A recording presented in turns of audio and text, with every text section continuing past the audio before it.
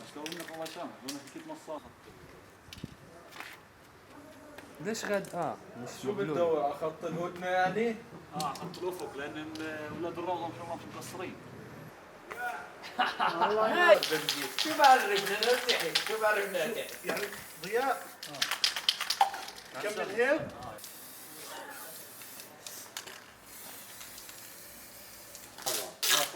اخذ شويه المسافه. انت رن علي على جوالي. مين؟ انا هاي مثل حالة يا حبيبي. البنطلون مش كنت خضار؟ لا مش كويس. مش كيف لا لا مش مبين واضح. لا على بدك تجيب سنعود مع اخر عندي كراش. شايف الدال يجي هنا. بس سنعود اكتب حتما سنعود احلى عشان اصرار. لا يعني صار مات اليوم الانفار صار مات او الحال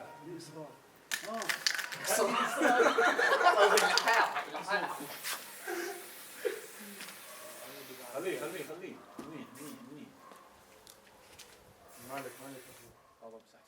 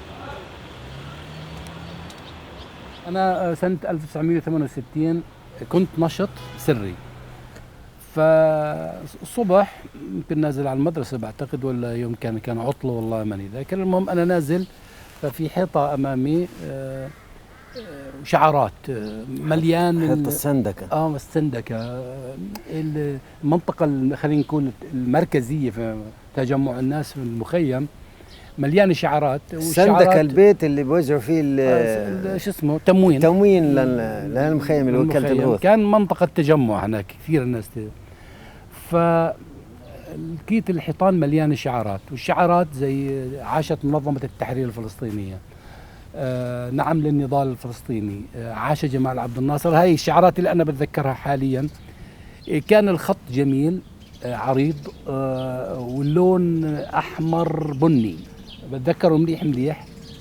فأنا وقفت بتطلع على جماليات كل شيء، يعني المعنى والخط ومين اللي سواه وكيف ووين. كان في جو في المخيم قوى سياسية، شيوعيين وتاريخيا، يعني شيوعيين وبعثيين قوميين. كنت محظوظ، شاهدت كانوا مرة في الستينات عرضوا لنا فيلم عن الثورة الجزائرية وكانوا وعن بورسعيد، كانوا يكتبوا فيه على الحيطان شعارات. اختزنت في ذهنك. فظلت أنا في ذهني. أيوة، فيلم بورسعيد اللي جابوه في أول يوم دخل فيه الاحتلال في منطقتنا، كانوا جايين مشي. في نفس الليلة أنا كتبت يسقط الاحتلال. في نفس الليلة أول يوم دخل فيه الجيش الإسرائيلي، وكل اللي كان في ذهني ثوار الجزائر وثوار بورسعيد، ولا حد وجهني ولا حد طلب مني ولا من راسك، من راسي. واحد مخرب كبير انت. مش انت بمزاجك اللي بيجي على بالك تروح تكتب على الحيط، لا، هو تكليف رسمي بعبارات محددة انت بتخطها على الحيط، ومش شرط تكتبها، قد تكون وظيفتك المراقبة، قد تكون وظيفتك تعمل إضاءة في حينه، انك تراقب، انك تعمل يعني اي حاجة اخرى. وحدا يعني يفترض انه يكون خطه جميل هو صاحب الكتابة على الحيط. وممكن تكون المسألة كمان تتقسم لمجموعات، يعني مجموعة تكتب بالحارة الغربية، مجموعة تكتب بالحارة الوسطى، مجموعة بالحارة الشرقية، وهكذا. ما كان زائد شخص يجرؤ انه هو يطلع يكتب شعارات على مسؤوليته الخاصة دون ان يكون مكلف يعني من تنظيمه مع مجموعة معينة لخط هاي الشعارات. ما كانت يعني زي اليوم يعني قضية مزاجية، والله احملها السبراي واروح انا اكتب اللي بدي اياه فيها.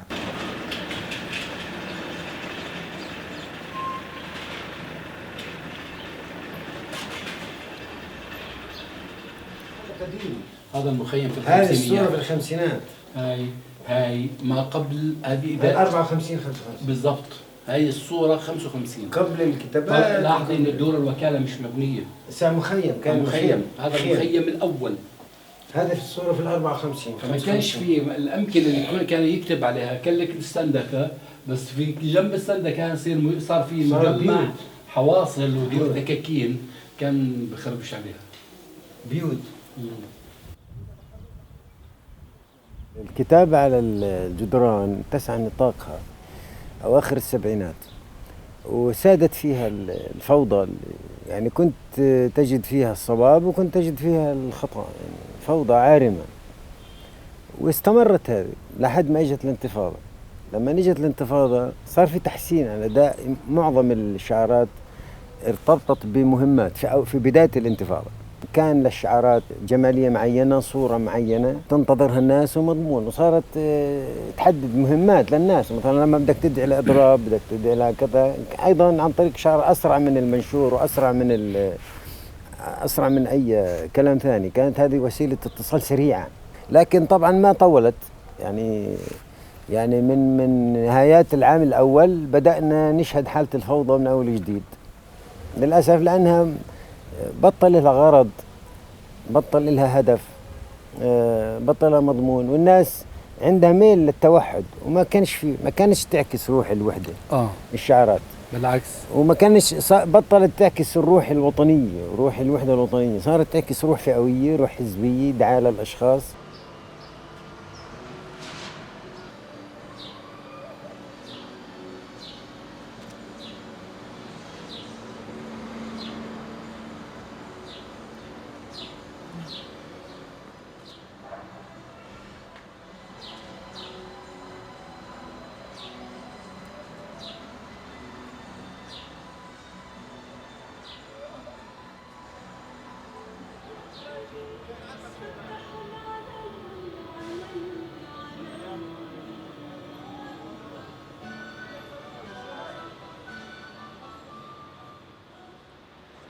أول مرة في حياتي بنتبه على الجدران وعبارات على الجدران، قد تكون لما استشهد حسين عبد الفتاح، وبعده كان محمد مصطفى أبو شيخة. يعني نحكي على 82 83 شعارات إلها علاقة بالدعوة للتظاهر وللانتقام يعني لدماء الشهداء. يعني هاي العبارات اللي أذكرها بجوز 82 83 أول عبارات في ذاكرتي في هذا الجانب.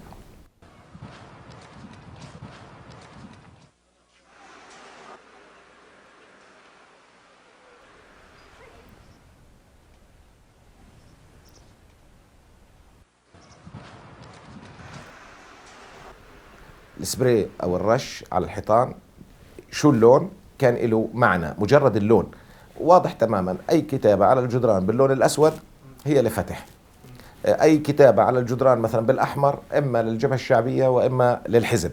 ومن ثم يعني بعد 88 كانت الأخضر هو مرهون بحركة حماس. بعدها بطلت الناس تتحسس، يعني إذا بنحكي على 90 89 90 بطلت تفرق، فتح تكتب بالأحمر، الشعبية تكتب بالأسود، ولكن قبل لا، كان في حفاظ على اللون. في هذه الفترة بدينا نشهد كمان أحد مظاهر التراجع، إنه كل تنظيم يحط الشعار تبعه، يعني الرسمي. يعني مثلا خلينا نبدأ في الشيوعيين. إحنا في اليوم مقدمين على عصر على اقتصاد المعرفة.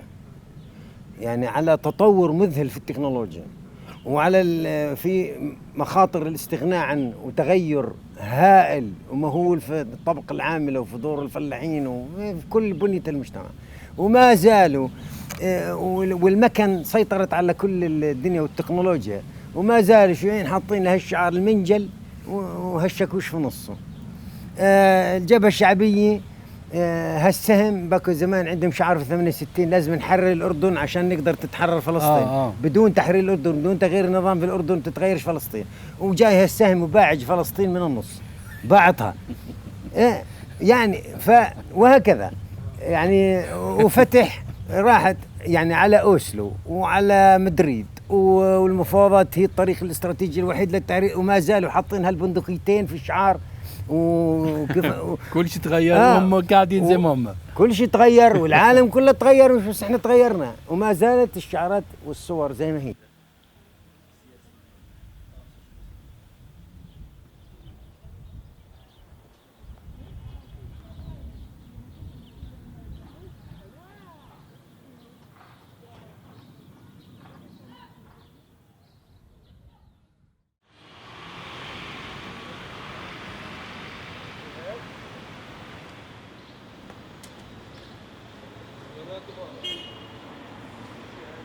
احنا اول اشي كنا شباب عمرنا 15 سنة، بدنا نحاول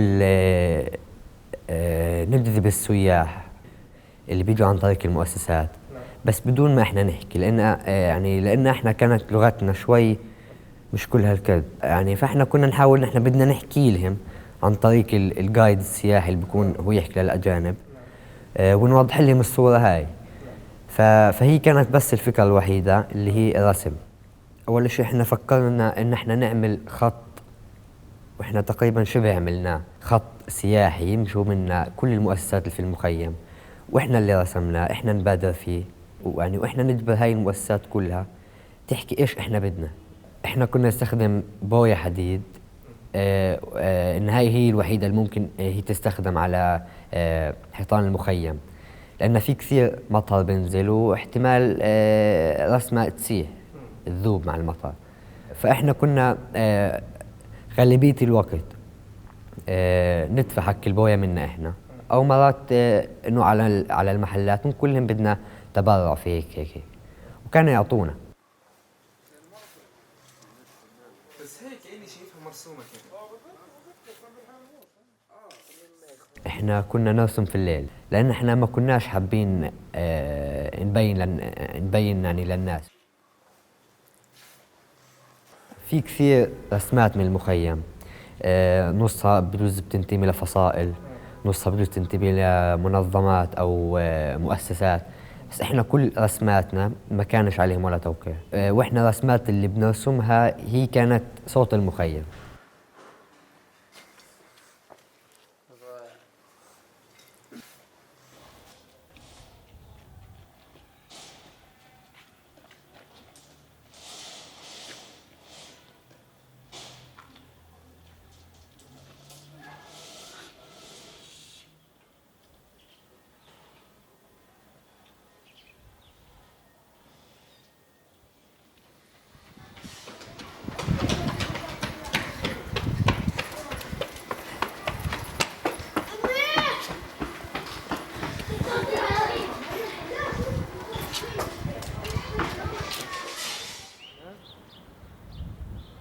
ضروري هنا انوه لشيء انه انا مش فنان، قدر ما انا ممكن بملك وجهة نظر معينة بحاول انه انا اوصلها، واللي هي انه انا شخصيا ما بحب افضلش، ما بحبش اوقع تحت اي رسمة.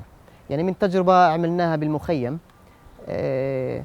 كانت الفكرة انه بالمرحلة الاولى نعمل رسومات لا زالت بتحمل معنى لواقعنا اليوم، وكانت بشكل جماعي، وما نوقع لسبب انه هاي زيها نفس مفهوم الحيطان عامة، زائد انه كل شخص بيشوف حاله بالصورة هاي، فما كان في داعي لا نحط انه بصمتك انت الخاصة على الرسمة بقدر ما انت تحافظ على مفهوم العام.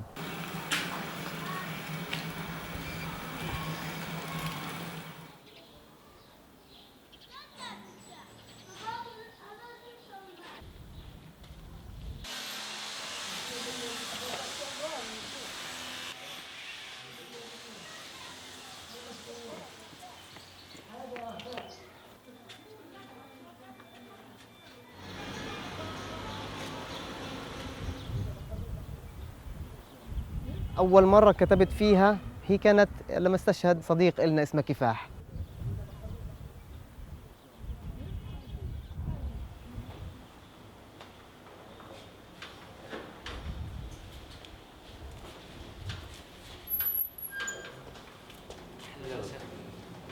اسمي كريمة، أم الشهيد كفاح عبيد. علي زي ما حكيت لك كان هو من مصغره كان يحب الرسم. كنت ألاحظ عليه إنه بحب يحمل قلم وورقة ويظل يرسم.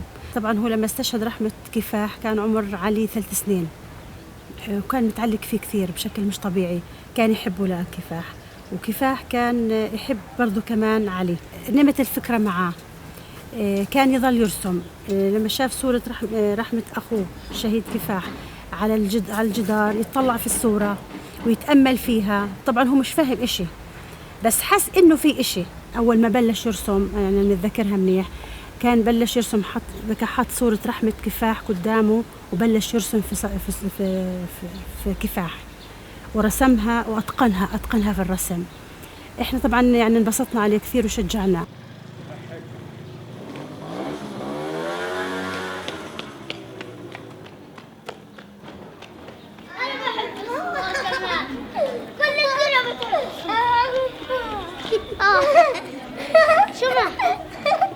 في الانتفاضة الأولى يعني بتقدر تقول في 87 88 كان في كتابات على الحيطان، طبعا كانت معبرة جدا. رسومات ما كانت كثيرة هيك يعني بخيلتي. كانت انتفاضة وكانت في عزها، وكانت دائما في منع تجول، دائما في اقتحام الجيش المخيم بشكل مستمر. يعني ما كانت الناس تقدر تعبر عن آرائها بالكتابات بالرسومات على الحيطان.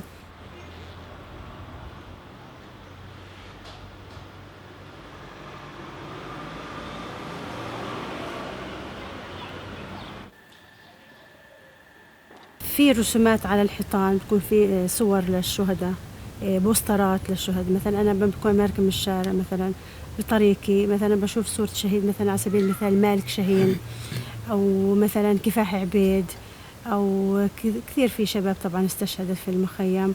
لما بشوف الصورة أنا بتعرف يعني أنا جواي بصير غصة صراحة. يعني لما كمان بقرأ اللي تحت الصورة كمان يعني بتألم أكثر. يعني وهذه الشغلة تشبه يوم عرفت. مثلا لما أقرأ مثلا على الحيط أكون ماركة، أقرأ مثلا عبارة بتقول: أظنها طلقات الغدر إذا هوت، تكاد لو أبصرت عينيك تعتذر. يعني هذه العبارة أنا لما أقرأها صراحة يعني بحس جواي تمزع.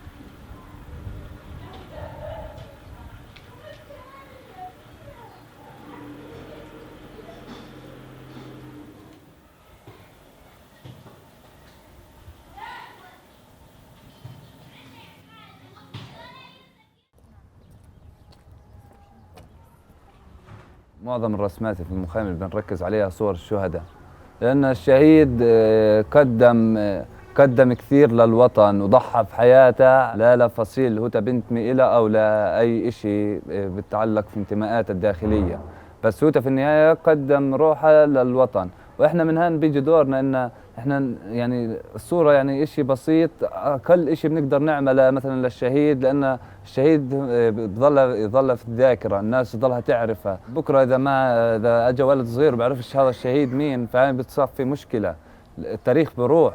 بس إحنا من خلال رسمات الشهداء يعني الناس بتظلها تتذكر الشهداء، بتظلها في قلوبها الشهداء.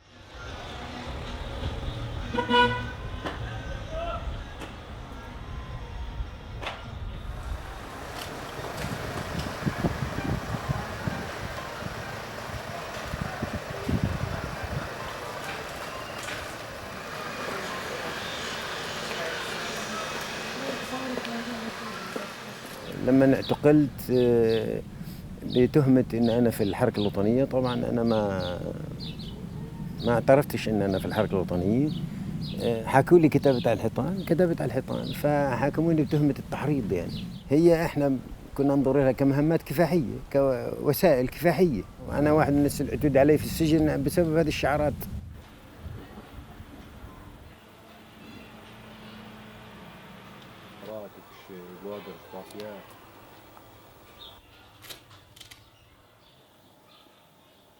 التجربة الأولى أكيد لها وقع نفسي، له علاقة بالزهو، بالافتخار.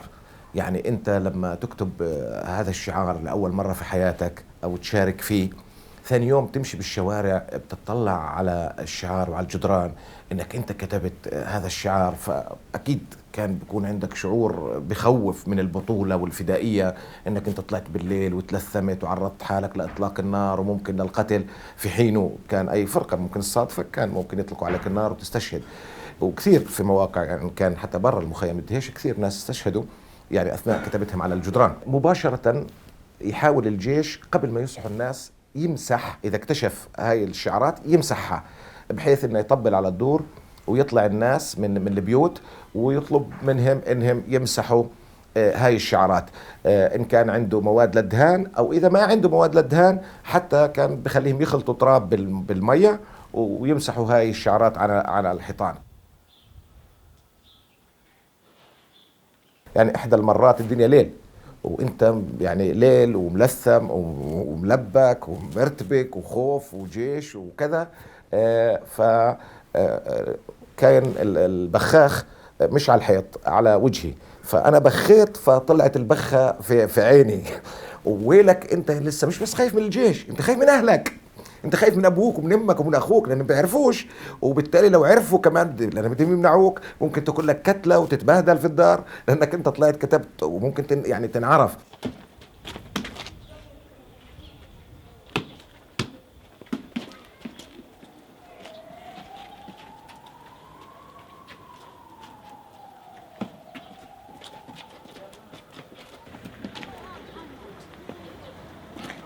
الانتفاضة الأولى كان خطير لأنهم كانوا يطلعوا يوزعوا مناشير على الناس من خلال الحيطان اللي هم كان في كتب ولا في جرايد إنها تصل للناس.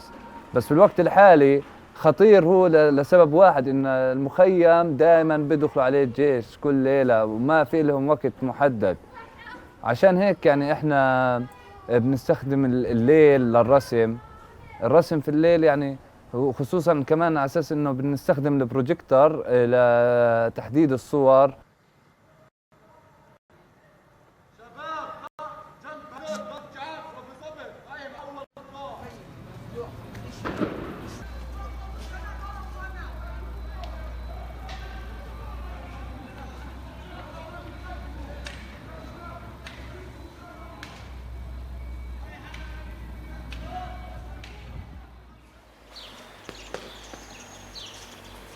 تعرضنا لمرة كنا بنرسم فيها كاريكاتيرات ناجي العلي، فكانت الساعة 4 الصبح، ففي اللحظة هاي احنا كنا قاعدين بنرسم فالجيش اقتحم المخيم.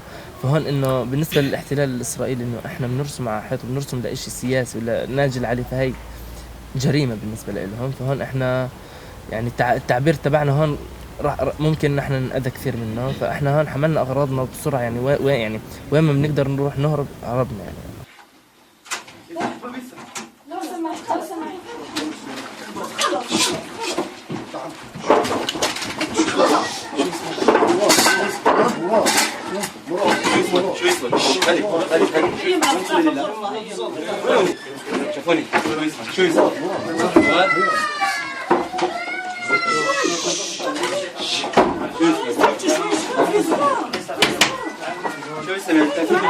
يلا سأل يلا في صغار، في ولاد صغار. امبارح بالليل بحدود الساعة 12 واحدة إلا ربع، واحدة إلا 5 هيك تقريبا، الناس يعني قاعدة في بيوتها. دخلوا الجيش على المدينة اللي جنب المخيم، مدينة الدوحة، أجوا يعتقلوا طفل هو أصلا من المخيم من دار السقة، فما حدا بيعرف إن في جيش أصلا في المحافظة. بلغوا من خلال صفحات التواصل الاجتماعي إن نشاط تخريبي داخل محافظة بيت لحم. يعني نزل البوست من هان عبر وسائل التواصل الاجتماعي فيسبوك. سمعنا صوت قنابل الغاز، وقنابل الصوت بلشت تنزل على المخيم وعلى الدور الموجودة في المخيم وعلى الشباب اللي قاعدة في المخيم والناس الماركة في الطريق. احنا يوم يعني ممكن ليلة بيدخلوا الجيش على المخيم، يا ما بيعتقلوا شباب، من خلال اعتقالهم لشباب ممكن يصابوا حدا، ممكن يستشهد حدا نتيجة مواجهات. يعني هو بواجهك في سلاح وانت بتواجهه ممكن في حجر، وممكن انه بس مجرد وقوفك على الشباك انه يطخك، لانهم بيكونوا خايفين شوي من جوا المخيم ومن زكك المخيم. المخيمات لهم رمزية خاصة.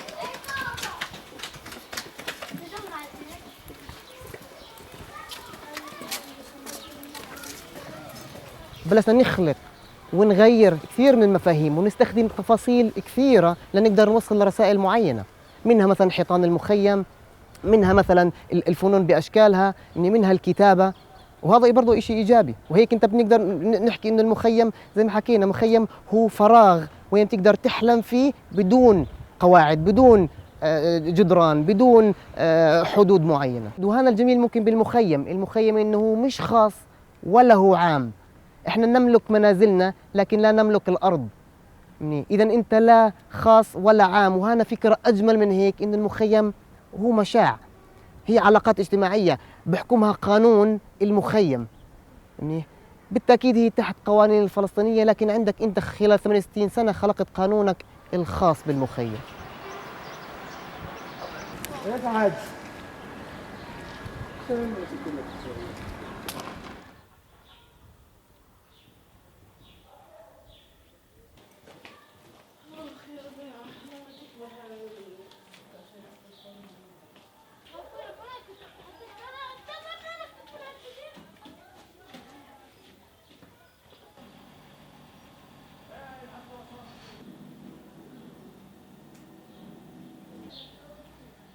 أنا بعرفش في الجغرافيا منيح، بس ممكن أقول إن مخيم يعني ملش حدود. ممكن أنا أنقل فكرة المخيم لبرا ويصير الناس حاملين أفكار المخيم. ممكن أقول إن أقرب حد لإلي هو المعبر. كفكرة فيش حدود. أنا بقول أنا في تعريفي على نفسي قلت أنا ساكن أنا من مخيم الديشة، وهو في تعريفه على نفسه قال أنا من مخيم الديشة، صح؟ هو ساكن في واد فوكين لأنه رجعوا على بلدهم اللي كانت في يعني من ضمن منطقة الضفة الغربية خط أمامي. وأنا اللي سكنت في بيت لحم مجددا بقول عن حالي مخيم الديشة. بمعنى آخر صرت أنا يعني صار الحدود مش جغرافية، الحدود نفسية. أنا ساكن في بيت لحم، في منتصف بيت لحم ونص البلد، ووقت ما بيحكوا لي الناس وهويتي هلكت موجودة هي مخيم الديشة، ووقت ما بتصير انتخابات بلدية ما رضيت أروح أغير هويتي مكان سكني من مخيم الدهيشة لبيت لحم، ضليتني بالدهيشة.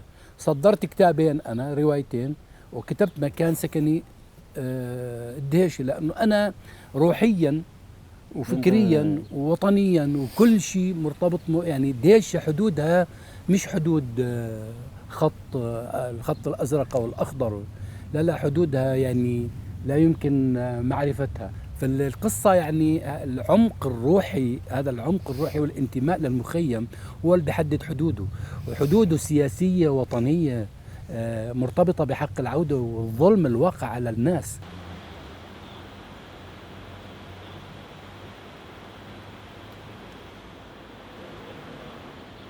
من ناحية جغرافية بالمعنى الحرفي للكلمة، المخيم تضاعف يمكن 3 أضعاف من ناحية جغرافية. بس هو زي ما حكى صديقي، المخيم زي الملح، يعني المخيم زي يعني ملح المحافظة.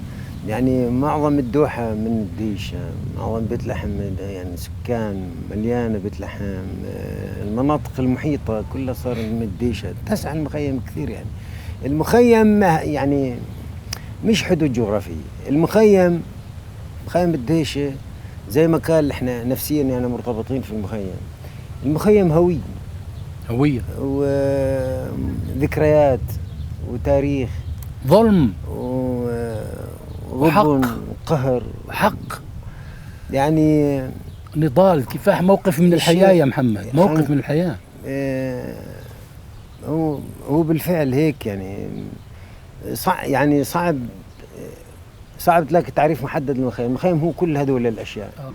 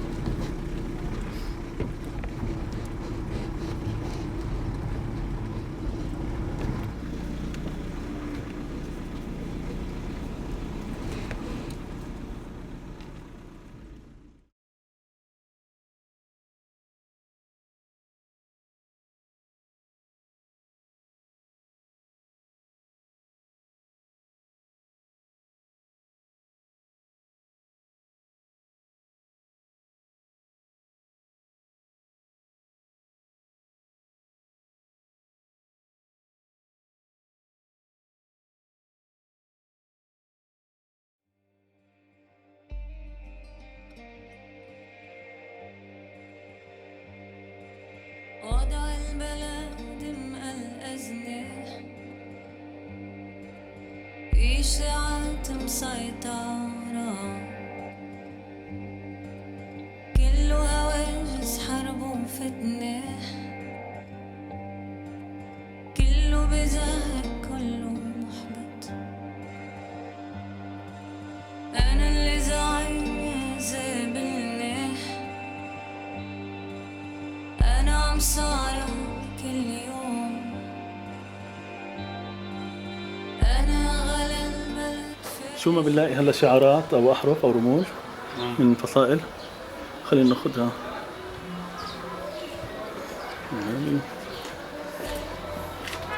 مع إنه المفروض هاي الشعار لونه أحمر.